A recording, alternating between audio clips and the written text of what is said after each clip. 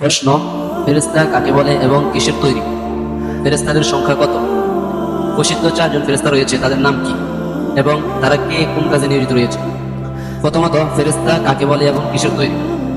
এটার উত্তর, ফেরেশতা আল্লাহ তাআলার মাখলুক এবং নূরের তৈরি একটি জাত। তারা নারীও নন, পুরুষও নন এবং যাবতীয় ফানাহার, ফাসাদ ও আল্লাহর নাফরমানি থেকে মুক্ত।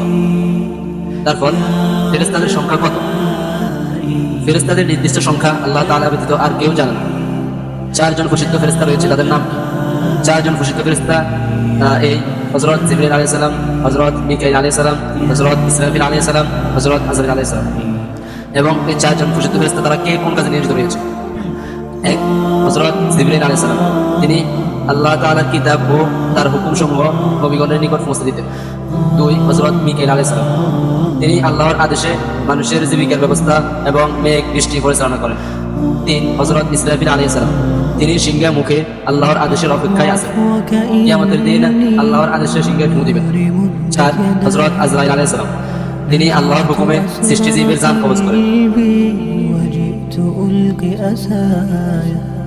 رباه عفوك إني